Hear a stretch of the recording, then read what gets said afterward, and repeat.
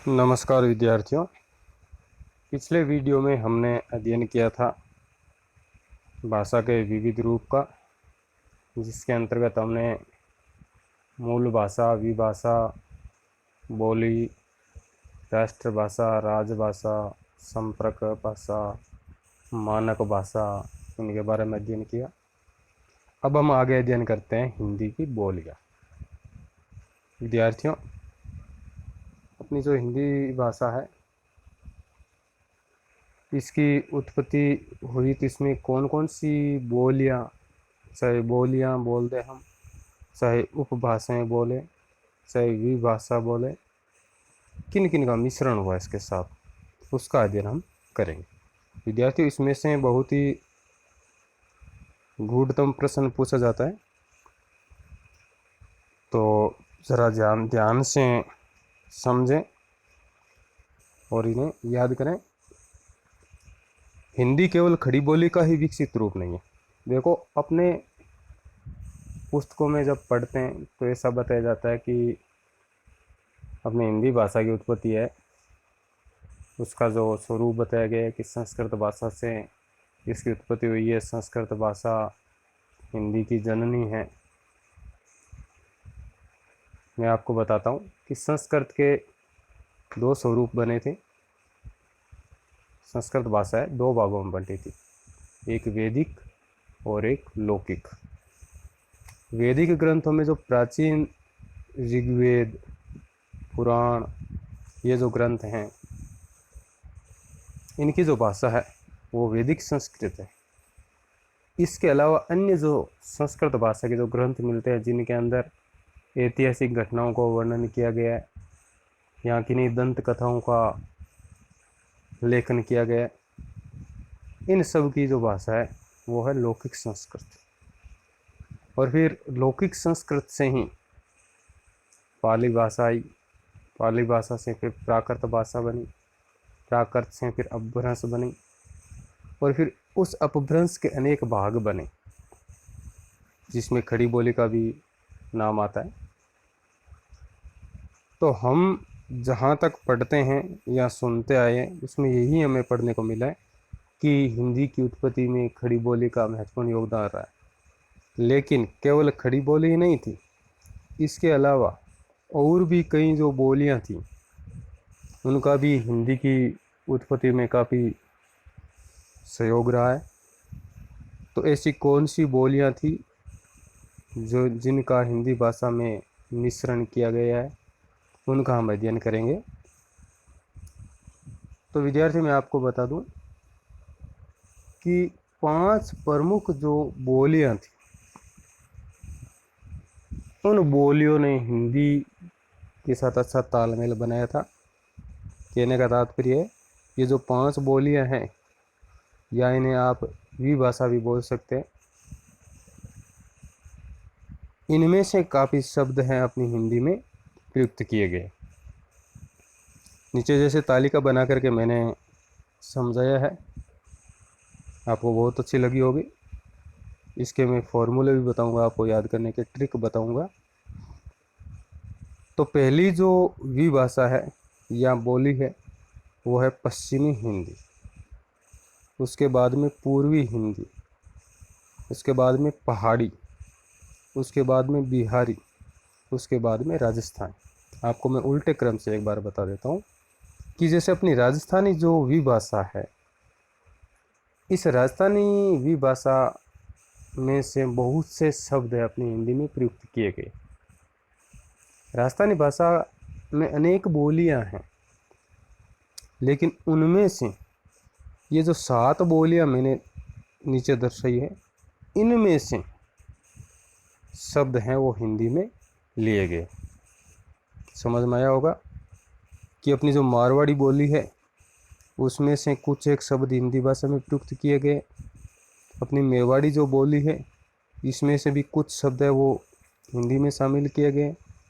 ढूंढाड़ी जो बोली है, उसमें से भी हिंदी में कुछ शब्द शामिल किए गए। इसी तरह से हाड़ौती है, मेवाती है, मालवी है, वागड़ी है, इनमें से बहुत से शब्द है अपनी हिंदी भाषा में प्रयुक्त किए गए। अपनी बोलियां हैं और इन्हीं बोलियों के शब्द हिंदी में भी हैं। समझ में आया होगा। इसी तरह से बिहारी जो विभाषा है, बिहारी में से बिहारी विभाषा में ये बोलियां हैं भोजपुरी, मैथिली और मगही। इनमें से बहुत से शब्द हिंदी भाषा में प्रयुक्त किए गए। इसी तरह से पहाड़ी को लो, पहाड़ी जो विभाषा है उसमें गढ़वाली, कुमायूनी और पश्चिमी पहाड़ी ये बोली है। इन बोलियों में से बहुत से शब्द हिंदी भाषा में प्रयुक्त किए गए। आगे लेते हैं पूर्वी हिंदी। पूर्वी हिंदी में अवधी, बघेली, छत्तीसगढ़ी ये प्रमुख बोलियां हैं और इन बोलियों में से अधिकांश शब्द हिंदी भाषा में शामिल किए गए। इसी तरह से पश्चिमी हिंदी को लेते हैं। पश्चिमी हिंदी में खड़ी बोली, ब्रज, बांगरू, बुंदेली, कन्नौज ये पश्चिमी हिंदी की बोलियां हैं। इन बोलियों में से अधिकांश शब्द है हिंदी भाषा में प्रयुक्त किए गए। अब इसमें क्या प्रश्न कैसे आता है? इसमें प्रश्न ये आता है कि पश्चिमी हिंदी में कौन सी बोलियां शामिल हैं, या पूर्वी हिंदी में कौन सी बोलियां शामिल हैं, बिहारी में कौन सी बोलियां शामिल हैं। इस प्रकार से प्रश्न पूछे जाते हैं। तो इनके मैं आपको ट्रिक बना करके शीघ्र ही आपको बताऊंगा। जैसे एक ट्रिक आपको बताता हूं मैं कि अपनी पश्चिमी हिंदी, अब हमें याद नहीं रहता कि पश्चिमी हिंदी में कौन सी बोलियां होती है। इसके लिए याद रखने का एक ही तरीका है, बाबू कन्ने खबर, बाबू कन्ने खबर, बाबू बांगरू बुंदेली, कन्ने कन्नौजी, खबर खे खड़ी बोली, ब्रज। इस तरह से मैं आपको और भी ट्रिक बना करके बताऊंगा। इसी तरह से पूर्वी में ले लो कि जब हम पूर्वी हिंदी में कौन सी बोलियां, इसको याद रखने का एक तरीका है कि जब हम पूर्व दिशा में जाते हैं तो अब हमें छत्ता रखना पड़ेगा। अवधी, ब बघेली और छत्ता का हो जाएगा छत्तीसगढ़ी। तो विद्यार्थियों इसके ट्रिक मैं आपको लिखित में दे दूंगा। अब आगे थोड़ी सी मैं चर्चा कर लेता हूँ संक्षिप्त में थोड़ी सी। वैसे मुझे लगता है इसमें इतना ज़रूरी तो नहीं है, लेकिन फिर भी आपको बता दूं मैं। शायद तक आप ये बोलियां जो नीचे दी हुई इनको समझ गए होंगे। इसमें एक याद रखना आप, बांगरू नाम है ना पश्चिमी हिंदी में, बांगरू का दूसरा नाम हरियाणवी भी है, ये याद रख लेना इतना ही। हरियाणा की जो प्रमुख बोली है बांगरू, इसका दूसरा नाम हरियाणवी है। इसका विकास है शोर से नियंत्रण से होता। तो विद्यार्थियों आज के इस वीडियो में इतनी चीज़ समझ करके इसमें आगे हमें बढ़ना है। तो इस प्रकार इन बोलियों के मेल से बनी हिंदी 14 सितंबर 1949 को भारत की राजभाषा स्वीकार की गई। विद्यार्थियों मैं आपको बता दूं, आप याद रखना, अपने संविधान की, मैंने यहाँ पर लिखा नहीं है, अपने संविधान की 8वीं जो अनुसूची है, 8वीं अनुसूची में 22 बोलियां शामिल की गई है। 8वीं अनुसूची में 22 बोलियां शामिल की गई है। संविधान ने उनको मान्यता दे दी है कि ये जो बोलियां हैं संविधान से मान्यता प्राप्त हैं।